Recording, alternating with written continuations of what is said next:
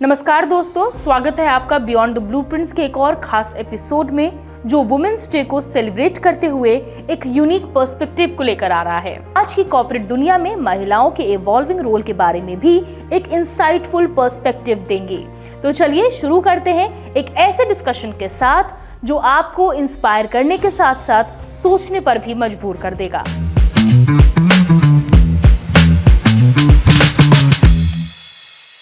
It is said a strong woman knows her worth. She never settles for less. और इसका best example इस वक्त मेरे साथ मौजूद है। Hello and welcome to another episode of beyond the blueprints और मैं हूं आपकी होस्ट और दोस्त सोनाली। और इस वक्त मेरे साथ मौजूद हैं doctor Binu Sehgal. Hello ma'am, कैसे हैं आप? बहुत बढ़िया, आप सुनाएं। आप बताइए, दिन कैसा रहा आज? तो पहले दिन तो बहुत बढ़िया रहा सोनाली, हर शेड से भरा हुआ था, पर ओवरऑल देखो जाए तो बढ़िया था। बढ़िया था। मतलब क्या क्या किया सुबह से लेके अभी तक? आपने क्या कुछ किया है? कैसा रहा routine? Headquarters, routine work, then I went to my architect और कुछ पर्सनल काम भी थे। उसका करते हुए अब मैं अपने सैटेलाइट ऑफिस पे आई हूँ। इट्स बिन 40 years मैम आप काम कर रहे हो। कैसे कर रहे हो? मतलब what keeps you motivating? Sonali, इसके लिए ना मोटिवेशन की ज़रूरत नहीं होती। आई थिंक हर इंसान के अंदर ना ये काम एक ज़रूरत है, ऑक्सीजन की तरह। राइट। अगर काम नहीं हो तो पर्पसलेस लाइफ कोई ज़्यादा एक्साइट नहीं करती मुझे। अक्सर मैं काम इसीलिए करती हूँ कि I want to attach purpose to my life. So if this my life is not purposeful, I am not alive. Challenges को किस तरह से देखती है मैम? लाइफ में इतना टाइम हो गया, 25 साल इसमें हो गए, 40 साल का टोटल एक्सपीरियंस। किस तरह के चैलेंजेस फेस करने पड़े इस दौर में पूरे? चैलेंजेस सिर्फ एक फ्रंट पे नहीं होते। हमारे चैलेंजेस कुछ पर्सनल फ्रंट पे होते हैं और कुछ प्रोफेशनल फ्रंट पे होते हैं और कुछ तुम्हारे अंदर ही होते हैं, जिसको तुम आइडेंटिफाई नहीं कर सकती हो, पर वो चैलेंज होता है जो कि हिंड्रेंस होती है, जो कि तुम्हें आगे बढ़ने से रोकती हैं। तो हम एक एक करके सबको देखेंगे। हाँ, हमारा जो सोशल ताना बुना है ना, ताना बाना है, उसमें अब हम वुमेन को तो काम करते देख रहे हैं, एक्सेप्टेंस आ गई है, पर कहीं कहीं बार घर के मर्द, मेरे साथ पर्टिकुलरली नहीं हुआ इतना, पर घर के मर्द औरतों को अपने से ऊपर देखने में एक्सेप्टेंस कम हो जाती है। एक मूवी आई थी अभिमान, हाँ।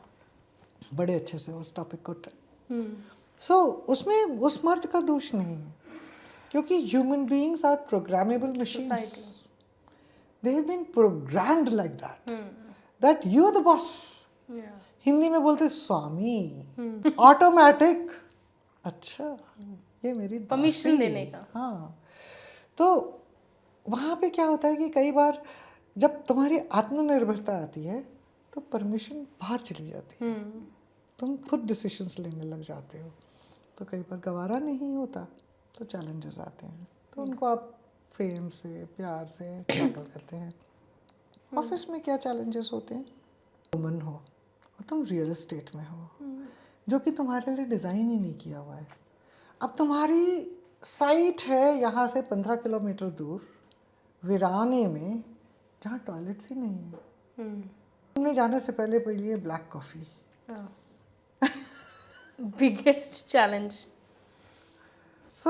ये सब चैलेंजेस एड्रेस करने से पहले मैं अब क्या करती हूँ, जब मैंने यहाँ स्प्लेंडर ज्वाइन करा, इनकी एक साइट में नहीं था, मैंने सबसे पहले टॉयलेट बनवाया, ताकि ये हम जो है केयर फ्री होकर काम कर सकें, जेंडर न्यूट्रल हो जाए। जेंडर के हम ऐसा ना हो सके कि हम एक कॉम्पिटेंट लड़की को इसलिए नहीं कर पा रहे कि वहाँ का इन्वायरमेंट ठीक नहीं है। So competence should be the criteria of selection. Right. Ma'am, ऐसा भी होता है जैसे रियल एस्टेट में, जैसे हम लोग को लगता है it's a mains world, but ऐसा नहीं है। बट कहीं ना कहीं हमारे घर में, ये विचारों में हमारे अंदर डाल दिया गया है कि ये मेंस वर्ल्ड है, नॉट फॉर वुमेन्स। तुम कुछ और करो, नॉट रियल एस्टेट मार्केटिंग में हो, रियल एस्टेट मार्केटिंग नहीं, कोई और मार्केटिंग कर लो, बट रियल एस्टेट नहीं। I quite agree with you. अब जब मैं 2 लड़कियों की माँ बनी हूँ, तो मे बी प्रोटेक्शन एक चीज़ होती होगी, जिसमें क्योंकि हिस्ट्री बताती है कि ज़मीनों को लेकर सबसे ज़्यादा झगड़े होते हैं। सारी लड़ाइयों का जड़ ज़मीन है। राइट। हाँ, तो इसलिए मे भी हमें वीकर जेंडर माना गया। उस वीकर पे घर के मर्द ये चाहते होंगे कि ऐसा कुछ हो जाए कि ये प्रोटेक्टेड रहें। और दूसरी बात क्या होता है कि जब हमारे अंदर रियल एस्टेट में सबसे ज़्यादा पैसा इंसान कहाँ लगाता है बताओ? जितनी भी कमाई होती है घर बनाने में। You are absolutely right. जब घर बनाता है ना तो वो अपनी जिंदगी की कमाई लगा देता है। तो जहाँ अर्थ जुड़ता है वहाँ मर्द आता है। कोई भी काम में देखो, अर्थ जुड़ा और मर्द आया। खाना पक रहा है किचन में, रसोई में, मर्द नहीं आएगा। खाना पक रहा है होटल में, सारे मर्द वहाँ आएंगे। सिलाई हो रही है घर पे तो औरतें मशीनें चलाएंगे, चक चक चक चक चक चक चक। सिलाई हो रही है कहीं बाहर, प्रोडक्शन हो रहा है, मास प्रोडक्शन ऑफ शर्ट्स, सारे दर्जी जो दिखेंगे मर्द दिखेंगे। तो अर्थ और मर्द जुड़े हुए हैं। सो सबसे ज़्यादा अर्थ कहाँ जुड़ा है? सबसे ज़्यादा अर्थ रियल एस्टेट में जुड़ा है। इससे बड़ा अर्थ कहीं नहीं जुड़ा है। फिर वहाँ पर कैसे औरत को घुसाता?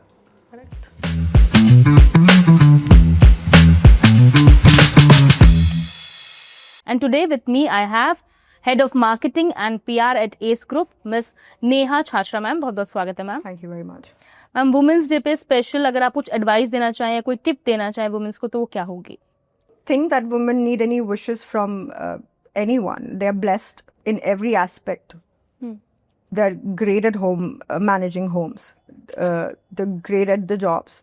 They are very good at businesses. I think most of the businesses, most of the jobs have been led by women in today's scenario. If you see, I think women are shining everywhere in every sector, not in just real estate, every sector.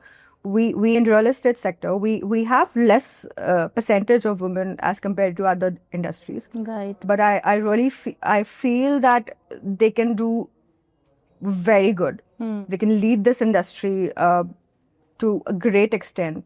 If they're great at managing homes, they can even understand home buying process as well. Right. Buying and selling equally. Women can sell homes because they have that empathy level. They understand the requirements of their clients. Right. So the kind of trust that a consumer can build with the women, I don't think so that a men can bring that trust, that level of trust. Correct. So they understand the product, they understand their client requirements way better than even men can understand. Right.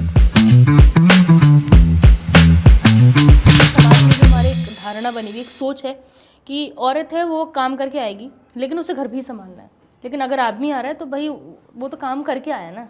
इस पे आपको क्या लगता है, ये बदल पाएगा? कब बदल पाएगा या बदला है? देखो सोनाली, बदलता तो है बट रहता भी है। You are absolutely right. Day one पे कुछ नहीं हो रहा है। डे वन पे आपको अपना वो स्ट्रगल करना ही पड़ना है। In most of the houses, in most of the household आपको ये स्ट्रगल है। Partner also is in very important role in this, you know, because the partner is someone who is closest to you in that household. Correct. पर जैसे ma'am, जिस industry से मैं आती हूँ, मीडिया इंडस्ट्री, वो welcoming नहीं है इस चीज़ के लिए। जब आपको कोर्स करना होता है, when you are a student, तो सब वेलकमिंग है, सारी लड़कियाँ, सारे लड़के, सब चलेंगे। But when it comes to job, you have to be presentable. If you go to West, things are changing. You will find media anchors of different body types. I mean,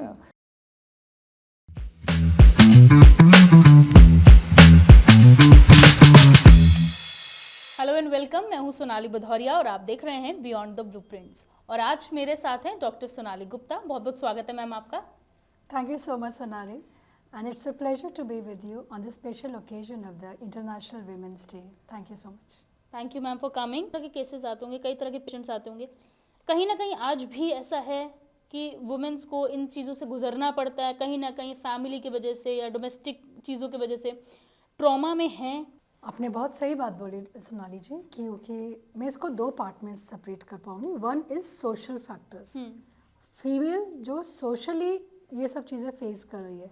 other part is violence because of reproductive reasons, क्योंकि वो बच्चा नहीं कर पा रही है इसलिए उनको ऑफ गार्ड कर दिया जाता है, इसलिए उनको डिबार्ड कर दिया जाता है from the general rights of a human being. यहाँ तक कि उनको ये बोल के, अभी मेरी एक पेशेंट की मुझे याद आ रही है, उसको 6 महीने तक खाना नहीं दिया गया, सिर्फ रोटी पानी के साथ उसने खाया, ये बोल के कि बाबा जी ने बोला है कि इनको सब्जी और दाल मत दीजिए, रोटी और पानी दीजिए, इससे इनको बच्चा लग जाएगा।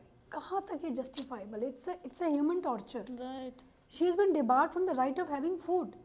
एंड वो जब हमारे पास में आई तो हमने कहा था भाई हम आपको सपोर्ट करेंगे, let us just give us a chance, हम फॉलो करते हैं। God has been kind enough कि उसकी फर्स्ट अटेम्प्ट में ट्विन प्रेगनेंसी लग गया है, अभी उसका she is continuing with 7 month and I have seen the change, मतलब बिल्कुल पिवोटल चेंज हो गया फैमिली का।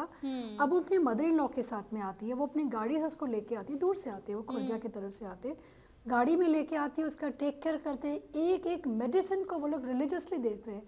तो I can see a drastic change in the quality of life of a girl who was not able to procreate and now since she is carrying twin pregnancies. Right. तो एक लड़की की life में आज भी एक डिस्क्रिमिनेशन हो रहा है और कई बार उसको बांझ होने के कारण से एक बेसिक राइट से दूर कर दिया जाता है। जनरल फीमेल्स में तो आप मुझसे ज़्यादा जानती हैं आजकल कितना रेप इंसिडेंसेस होते हैं या डिस्क्रिमिनेशन होता है, आपको आपके सेम क्रेडल पे अटायर की आपको वजह से भी कहीं ना कहीं ड्रेसेस के लिए तो कमेंट्स करना तो एक बहुत चीप और एक बहुत इजी गो स्टेटमेंट होता है आप किसी के लिए बोल रहे हैं। हम हमेशा बोलते हैं, मेरा एक बेटा है तो मैं उसको हमेशा एक ही परवरिश देती हूँ कि बेटा आप अच्छे रहने चाहिए, ये मेरी सक्सेस है। करेक्ट। अगर मैंने एक लड़के को अच्छे से पनपा दिया, एक उसको अच्छे संस्कार दे दिए, तो उस सोसाइटी का अपलिफ्टमेंट ऑटोमेटिक हो जाएगा। लड़कियों को तो हमने बहुत समय से सीख देते आ रहे, अच्छे से चाल चलन करो, ये ऐसे खाओ, ऐसे बैठो, बहुत सिखा दिए, enough has already been done. Now it is a time जब हमको लड़कों को एजुकेशन देने की ज़रूरत है, how you have to behave with your female counterparts. और जब ये समाज में सब लोग लड़कों को ये अवेयरनेस और ये जागृति दे देंगे and they are knowing how actually to behave, we won't need to have a women empowerment. Women are already empowered. They are already strong. But let them strong. हाँ, उनका स्ट्रेंथ को एक्सेप्ट करना, right. It is a need of hour. तो that will make a lot of difference in the society, जहाँ पे एक लड़की अपने रिप्रोडक्टिव चीज़ों को लेकर के अगर कोई चैलेंजेस भी हैं, एंड आपको मैं एक सरप्राइजिंग एक और स्टोरी बताती हूँ कि कई बार माना जाता है कि infertility is a problem of female. ये बहुत बड़ा मिथ है कि अगर कोई लड़की को बच्चा नहीं हो रहा है या फीमेल को बच्चा नहीं हो रहा तो उसकी गलती है। 40 to 50% केसेस को हम लोग पहले बोला करते थे। Now documents have proven that the mail factor 60% cases में पुरुषों का कारण होता है फर्टिलिटी ना होने का या बांझपनता होने में। और कई बार मैंने ये भी देखा है, मेरे पास में पेशेंट्स आए तो लड़के ने दूसरी शादी कर ली, बच्चा नहीं हो रहा, दूसरी शादी कर ली बिना अपना चेकअप कराए। और इस लड़की का भी वो पूरा चेकअप कराने के लिए मेरे पास में काफ़ी रिपोर्ट्स लेके आया। मैंने पहले पढ़ते ही क्वेश्चन किया, बेटा आपने अपना सैंपल कराया? नहीं मैडम, इसकी क्या ज़रूरत है? उसकी मदर बोलती है तो ठीक तो है ही है, ये तो सब हष्ट पुष्ट है, खेतों में काम करते हैं, बढ़िया है, तो खाता पीता है, इसको क्या ज़रूरत है, इसमें कोई कमी नहीं है। मैंने कहा नहीं, इनमें कमी नहीं है, बट मुझे मेरे जानकारी के लिए, मेरे डॉक्यूमेंटेशन के लिए एक टेस्ट कराना है। सबसे सिंपल टेस्ट होता है हस्बैंड का सीमेन एनालिसिस। वो टेस्ट कराने में समझ में आता है कि उसमें शुक्राणु ही नहीं है, या जो कीटाणु बुलाता है वो 0 है। अब उसकी आप 3 शादी 10 शादी भी करा दोगे तो वो बच्चा कहाँ से कर लेगा। और उस कारण से उसकी लाइफ में उसकी वाइफ को साथ इतने इन्वेजिव लेप्रोस्कोपी हो गया, HSG हो गया, अल्ट्रासाउंड पर अल्ट्रासाउंड करा रहे हैं, ब्लड टेस्ट पे ब्लड टेस्ट करा रहे हैं और कह रहे हैं मैम कुछ कमी तो पकड़ में आ नहीं रही, पर बच्चा क्यों नहीं हो रहा है, अब आप ही संभालिए। तो ये आज भी डिस्क्रिमिनेशन है कि मेल फैक्टर को वो एक्सेप्ट नहीं करते कि हमारे अंदर भी कुछ कमी हो सकती है, जबकि साइंटिफिकली एविडेंस बेस्ड प्रूवन है 60% केसेस ऑफ इनफर्टिलिटी में male factor is also there. There can be some other factors but male factor भी उसमें कॉन्ट्रीब्यूटरी होता है, which should not be given like ऐसा मेरा बेटा हेल्दी है कर उसको नहीं छोड़ना चाहिए। AMH एक टेस्ट होता है, मैं आपको जानकारी दे दूं आपके माध्यम से अपने दर्शकों को भी, कि अपने ओवेरियन रिजर्व की अगर आपको पता करना है स्टेटस, टेस्ट आप पूछेंगे, वो होता है AMH, एंटी मुलेरियन हार्मोन। जो मुझे लगता है कि कोई भी लड़की अपनी स्टडीज़, अपने एम्बिशन, कैरियर या पर्सनल लाइफ के कारण से अगर अपनी फर्टिलिटी डिले कर रही है, शी शुड बी अवेयर कि मेरा AMH का काउंट कितना है, ताकि कल को ऐसा ना हो कि जब when she is ready to get a pregnancy done, उनका AMH काउंट 28 to 30 ईयर्स में भी 0.5, 0.8, anything less than 2 to 4 is a normal range, anything less than 1 leads to ovarian failure. तो जब हमारे पास में आते तो एक बड़ा शॉकिंग, कई बार तो मैंने अनमैरिड गर्ल्स को बोला, मैंने कहा बेटा तेरा इमेज 1 से कम जा रहा है, जल्दी शादी कर, बच्चे करने हैं। कहती किससे करूँ? मैं कहा जो मिले कर ले शादी। जो व्हाट आर द आपके रीजंस मैम कि जैसे क्योंकि शी स्टडिंग, रीजंस क्या होते हैं? राइट, दिस इज़ इसका एक मुझे हम लोग अभी इसको ये बहुत बड़ा इन्वेस्टिगेशन का मुद्दा है, बिकॉज चेंजिंग लाइफस्टाइल्स, आपके हार्मोनल प्रोफाइल्स, डाइट, स्ट्रेस, कहीं कहीं पर जेनेटिक्स। आजकल आप देख रहे हैं ऑटोइम्यून डिसऑर्डर्स भी बहुत ज़्यादा इन वोग आ गए हैं, बहुत ज़्यादा आपकी बॉडी के सेल्स आपकी बॉडी के अगेंस्ट प्ले कर रहे हैं। अच्छा, तो ये सारे क्यूमुलेटिव रीजंस हैं। किस पर्सन में कौन सा रीज़न प्रीडोमिनेंट होता है ये तो बता पाना, उसकी इंडिविजुअलाइज करना होता है। Right. But they are the मोटा मोटा ग्रॉस रीज़न कि हमारी फर्टिलिटी पोटेंशियल जो है, वैसे भी आप देखेंगे इंडियंस की फर्टिलिटी पोटेंशियल वेस्टर्न वर्ल्ड से 5 years अहेड होती है। मीन्स अगर आप देखेंगे एक वेस्टर्न वर्ल्ड की 40 years की लेडी में जो फर्टिलिटी स्किल होते हैं, स्ट्रेंथ, वो इंडिया में 35 साल की लड़की में होते हैं। अच्छा, वो 5 साल एक्सेलरेट कर रही होती है। ये तो बुक, ये जो हमने स्टडीज़ किए तब के डेटा है। अब तो things have gone further down.